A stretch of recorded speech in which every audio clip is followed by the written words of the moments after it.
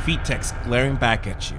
Score screen, rewind, return to game. Those are your options, and if you're not hitting the rewind button, but instead going to queue up another ladder game, you're wasting your time.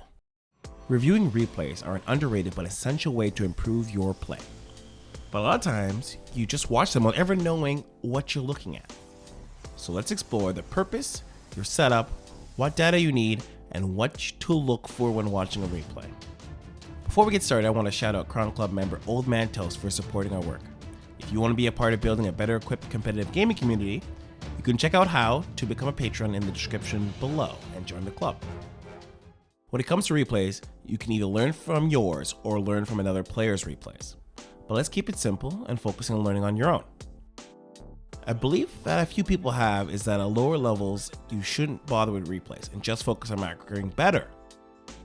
And while it's true that majority of your games at leagues below Masters can be won by fixing one's macro, there is something to the idea of developing the habit early to not just know you made a mistake, but to understand that mistake.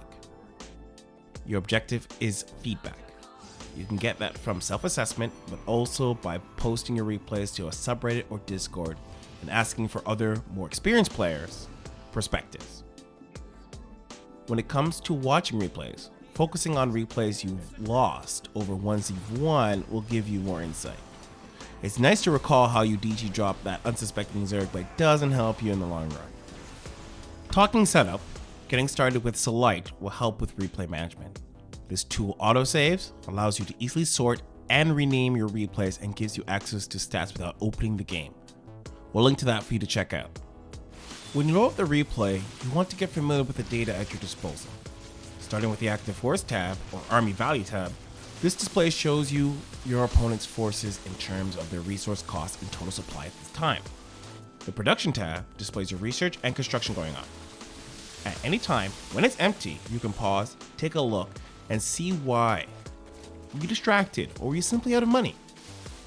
Switching to first-person view is useful to assess what information you or your opponent had at any one given time. You can use it to see where certain information came into your vision and you didn't respond the way you should have. Okay, so when you load up the replay, there are some areas you should watch for. Scouting involves the information you've gathered from early game to late. What information did you gather? Did you gather info on your opponent's expansion before the counterattack? Waiting for 1-1, 2-2, 3-3. Can you wait for that? Or you have to defend? Can you buy some time? Maybe you want to attack but you don't have your 2-2 yet. Then maybe you should wait. Those answers you can get by scouting, but also having a game knowledge, which you acquire by just playing a lot of StarCraft and watching pro games. A replay gathers a lot of information and it answers the most important question after a game, right? And that most important question is, why did I lose the game? Obviously, if you lose it, right? The thing is, there's usually a reason why you lost the game. So you definitely want to find the answer to that, right? And obviously for the reason that you want in future not repeat the same mistake, of course. This could be a lot of different things, right? It could be scouting, macro, micro, wrong composition, wrong scouting, and many other things. But there is usually very clear one answer, why did you lose the game? Macro ranges from your resource gathering to your unit production. Asking yourself if you were constantly making workers or if you built units or buildings when you had the resources. Supply block? Why? The first thing would be, and the most important thing is, how much money did I bank up? Quality of your macro is usually determined by how well do you spend your money. Simple as that. Even pro players struggle at that, right? So whenever you see a game and you've got 2,000 minerals in the bank and you lose it, that's very likely that this was the reason for that. Another thing would be, how much larva did I stack up? In case of Zerg, in other cases is where my barracks is working all the time. Obviously you don't want to miss your production cycles or anything. And for Zerg, if you've got more than 9 larvae on 3 bases, for example, you don't produce any more larvae. So it's very important. So every 5 seconds, every 10 seconds, larva should be basically spent. So you should open units tab on replay and just watch how many larvae do you have. Let's explore battles. The part of the timeline where armies collided, particularly when it came down to when your army advantage was higher than your opponent's, but you still lost. Generally, the army with the greater value wins, but in the real world, there are other factors. Positioning, upgrades, and micro all play a part in the outcome of a clash. Whenever you lose a battle and you had a higher value, you feel kinda bad and you wanna complain. But when you look in the replay, you see maybe half of your army wasn't shooting, or a Colossus was attacking a depot. You just walk into a couple of Widow Mines, or you walk into a storm. Just try to spread, or just maybe pick another angle. Wait for your opponent to come into you. Those are things that you can improve on and will help you win the next battle. I would say maybe again 3 things why you lost a battle with superior army value. Either you screwed your micro, you screwed your army composition, or you screwed your army position, right?